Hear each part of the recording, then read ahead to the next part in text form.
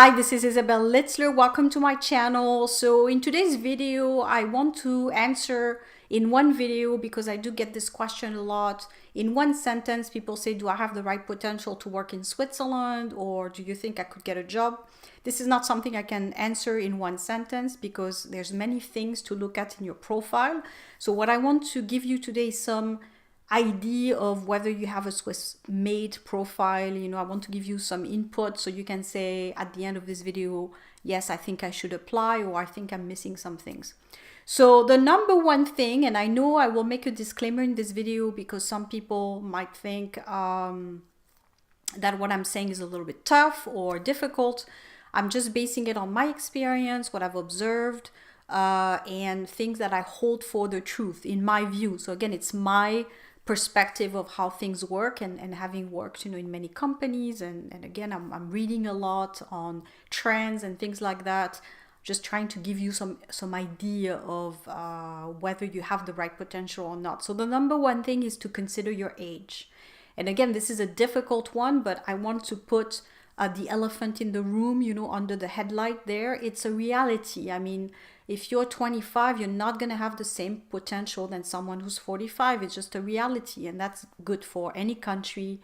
Really, when you're getting older in this day and age, unfortunately, the opportunities tend to diminish. And this is, again, something I've tested with individuals who tell me I'm not getting called as much by headhunters, or they find that their market potential does diminish after 40. So this is something that can be tracked and proved.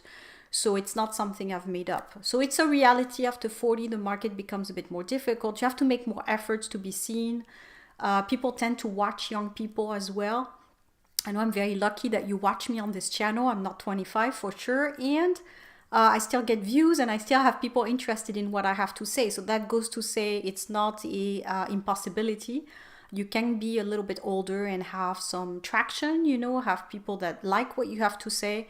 And if you have some great potential, if you're a great accountant, a great human resources person, a great communicator, what I want to say is that you should still, be pursuing your dreams. And if you want to work in Switzerland, obviously, this is something that you should make a plan to do.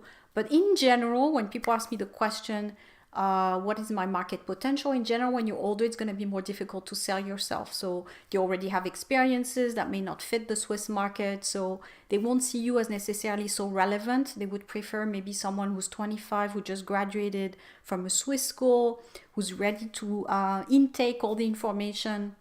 Whereas if you're above 40 and you worked already in many industries, but you're not necessarily the digital native millennial person that can that works on Facebook and can be ready made for the local market. So that's something to take into account, is really also how we see ourselves with the digital economy. I mean, some people I find after 40 have a harder time. I'm not saying it's impossible, but because we're not born with the internet, so we need to make a little bit more of an effort to grow into it. So that's just one thing. So number one, the age factor. Number two, the language factor. How do you fare in terms of languages? If you're only English speaker, you're less marketable because there's so many English speakers in Switzerland. Now, if you add to that French, great. If you add to that German, even better. So again, add skills to your profile, learn the languages. At least a second language would be ideal if you want to have some type of market potential. So if you target the French part, learn French. If you target the German part, target German. I know it sounds very logical, but for some people, it's not necessarily the case. So remember that the more languages you speak, the better. So that's number two. Number three, what citizenship do you hold? So if you are French or UK or German, you will not have many difficulties because you're close to the border, you're someone who understands already the European scenery. Whereas if you're from Thailand or from the US or from Canada, it's part of the non-EU. So Switzerland makes a difference between the nationalities. And this is something that you find online. If you're looking at our post below, the link to the place where you would get a work permit in Geneva. They really give you a grid with, how do you get a permit, whether you're European, non-European. I always tell people, and I've said this before, you don't need to worry about the permit until you have some type of a job. So It doesn't really matter what the permit situation is. The first thing is you need to have a job. So if you're EU, pursue getting a job, and then the employer will do the permit for you. If you're non-EU, probably it's not a good idea to look for a job in Switzerland unless you work for the international organizations, and that's very specific. But that's just the reality of the local market. Number 4 is going to be look at which professions are in demand. So the attractiveness increases if you're in a high in demand type of role, and also what level of mastery you have. So for non-EU, for example, it's very common that permits get given only to specialists, and you have to have a certain amount of salary.